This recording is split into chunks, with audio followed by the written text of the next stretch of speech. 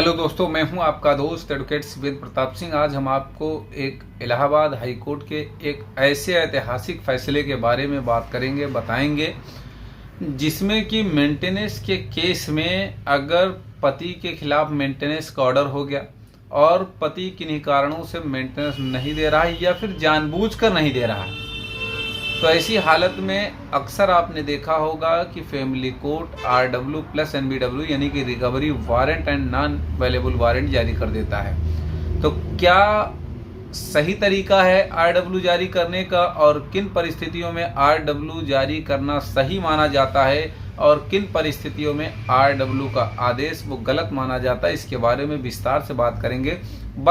माननीय Allahabad high court ने RW के ऑर्डर को रिजेक्ट कर दिया, रद्द कर दिया, क्वेश कर दिया। इस दमदार जजमेंट के बारे में भी बात करेंगे और बात करेंगे कि क्या कुछ माननीय इलाहाबाद हाई कोर्ट ने अपने इस जजमेंट में कहा है, मेंशन किया है।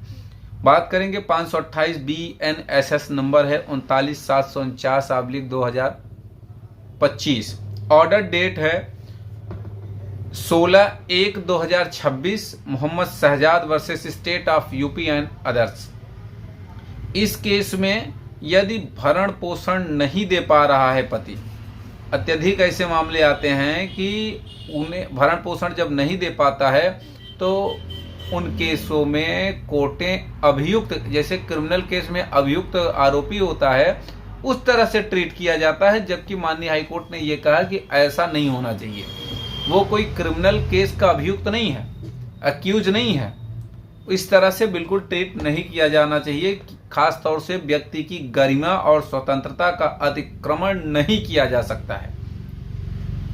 इसी के साथ यह भी कहा कि बिना 125 सबसेक्शन 3 CRPC व 128 CRPC में निर्धारित प्रक्रिया का पालन किए बगैर भरण पोषण की बकाया राशि के लिए NBW जारी नहीं किया जा सकता है, यह भी बात कही। साथ ही साथ यह भी कहा कि धारा 421 CRPC के तहत वसूली का तरीका संपत्ति की कुर्की और बिक्री या फिर कलेक्टर के माध्यम से भूमि राजस्व की तरह राशि की वसूली है। इस प्रावधान में साफ तौर पर गिरफ्तारी या जेल में निरुद्ध करने का माध्यम वसूली की मनाही नहीं है।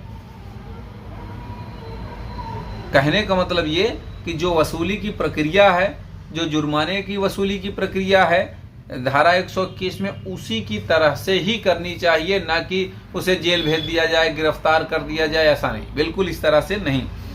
और वसूली की प्रक्रिया अपनाने के बाद भी राशि प्राप्त न हो तब भी कारावास पर विचार किया जा सकता है। ऐसे में वसूली वारंट और गिरफ्तारी वारंट दोनों एक साथ किया जाना ना तो CRPC से कल्पित है और न ही सुप्रीम कोर्ट के दिशा निर्देश रजनीश वर्सेस नेहा के जजमेंट में इसका कोई आधार है, यह भी माननीय इलाहाबाद हाईकोर्ट ने कहा। और साफ साफ माननीय इलाहाबाद हाईकोर्ट ने कहा कि जो फैमिली कोर्टें अपना ये रवैया अपना के रखा है, जो कार्य प्रणाली अपना के रखा है, उस पर गंभीर चिंता जताई और साथ ही साथ वैधानिक प्रावधानों का उल्लंघन और अधिकार क्षेत्र से बाहर की जाने वाली कार्रवाई बताया कि जो वैधानिक कार्य है, कार्रवाई है, उस तरह से फैमिली कोर्टें नहीं काम करती हैं। उससे हटकर, अपने अधिकार क्षेत्र से हटकर काम करती हैं। किसी केस में जो वसूली की प्रक्रिया होती है वो नहीं अपनाई जाती, डायरेक्ट RW जारी कर दिया जाता है बिना प्रक्रिया अपनाए, तो ये गलत है। फैमिली कोर्ट एक्ट 1984 की धारा 18 सबसेक्शन 2 का भी जिक्र किया माननीय इलाहाबाद हाईकोर्ट ने, जिसमें CRPC के अध्याय 9 के अंतर्गत पारित आदेशों का निष्पादन उसी प्रकार से किया जाना चाहिए जो कि CRPC में प्रोविजन दिया गया है, प्रावधानित है। इसी के साथ यूपी फैमिली कोर्ट नियम 2006 के तहत वेतन की कुर्की की व्यवस्था को कोर्ट ने एक अतिरिक्त उपाय बताया, ना कि दंड प्रक्रिया संहिता की प्रक्रिया का विकल्प बताया। और इसी के साथ, इन दिशा निर्देशों के साथ फैमिली कोर्ट के द्वारा जारी किया गया RW और NBW के आदेश को क्वैश कर दिया, रद्द कर दिया। इस 2026 का मेरे ख्याल से आज तक का तो ये सबसे ऐतिहासिक फैसला है। अक्सर RW जारी होने पर पति पक्ष को हैरानी होती है, परेशानी होती है कि वो करे क्या।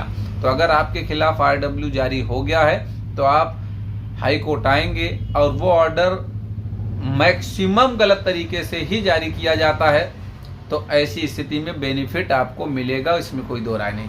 उम्मीद करता हूं, आशा करता हूं आज का यह वीडियो आपको बेहद पसंद आया होगा। अगर वीडियो पसंद आया तो वीडियो को लाइक करें, शेयर करें। यूट्यूब चैनल शिवेंद्र हाईकोर्ट को जरूर सब्सक्राइब करें। कोई सवाल शेष रह गया है तो स्क्रीन पर चल रहे नंबर पर फोन करके जानकारी ले सकते हैं।